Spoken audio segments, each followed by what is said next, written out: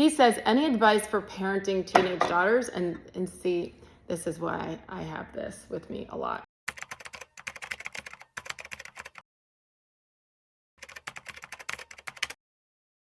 I waited to pour myself a glass of wine. I need this for some of them. So here we go. I actually love this one because I've been asked it a million times. And there's been rumors about this. The question, see, I'm gonna need my glasses, ready? This is from pops_or_Pete on Instagram. Pete says, would you ever run for public office? Right now I say no, and I'm gonna stick with no, because I feel like I can actually make more of a difference doing this stuff, frankly, and having conversations and not owing anybody anything. Believe it or not, I think politics is pretty gross, just like most businesses, to be honest with you. My kids went through enough, frankly, when I was at ESPN and getting canceled and then coming back and getting canceled again. And I just feel like that was hard on my family, so I cannot imagine what it would be like to run for public office, even if you're truly out there for the right reason, which I would be. So right now, I say no. I love this one. Brian19_79. Do you think that means he was born in 1979? He says, any advice for parenting teenage daughters? And see, this is why I have this with me a lot. I would say pray.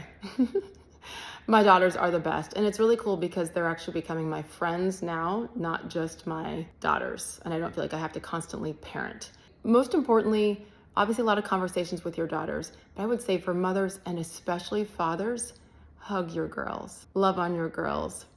Remind them to never settle for anything, to be strong, to not make themselves smaller. That reassurance from their fathers, hugging them, making them feel loved at all times, that is priceless. Now I'm gonna cry.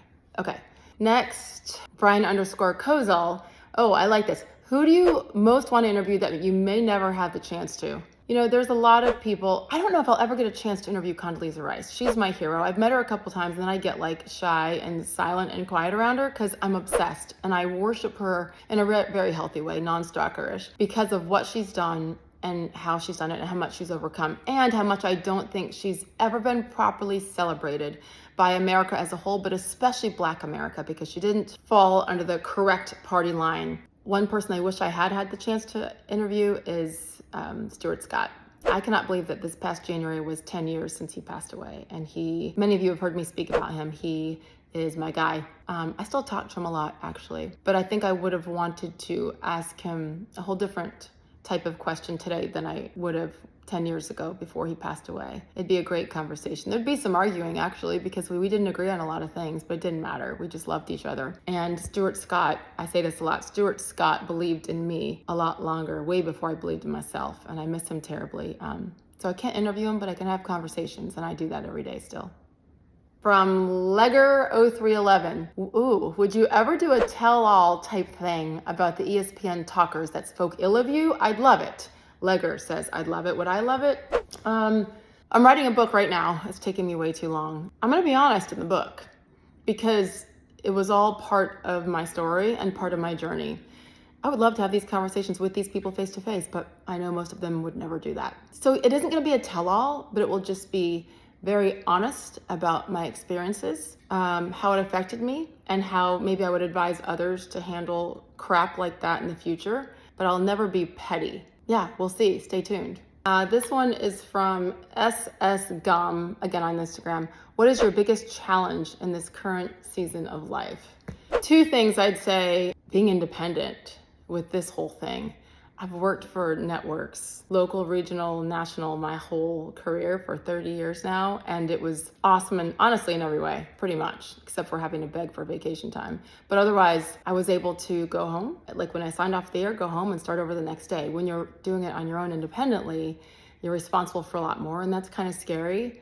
So it's a challenge, but one that I'm relishing and I actually love it. Otherwise, something I know that I can't change is I wish I could stop time. Who doesn't? I have kids who are now all three in college, one on the way out, and parents who are aging. And I'm getting older, obviously. We all are, but I'm just a little bit freaked out that it's going so fast. So one of my biggest challenges is to maintain being present every day and trying to take advantage of every single moment with the people that I love.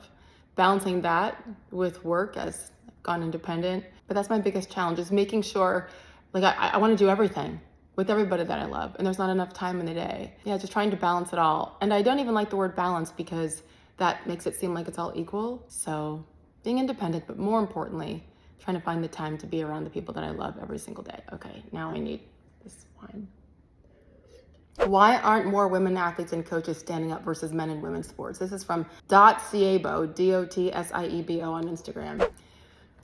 Because they're afraid. I can't stand it, to be honest with you. People get mad at me for being mad at those women who are choosing to remain silent. Be mad at me all you want.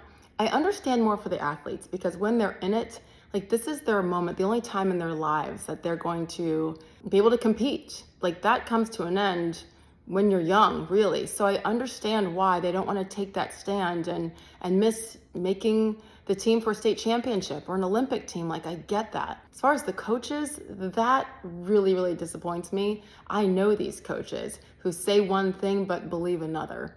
And that to me is criminal, honestly. So I wish some of them would grow a pair and stand up for women and not just preach it when it's convenient.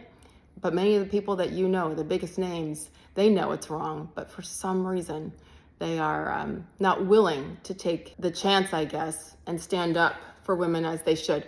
If a group of them chose to do so, this crap would stop. And from King_G_137, who is this new guy? Thought you were single, spill. This new guy is sitting right there with a matching glass of wine. Yeah, I was single for many years. And now I'm not. And his name is Dave. He is the best thing that ever happened to me besides my kiddos. So more to come on that.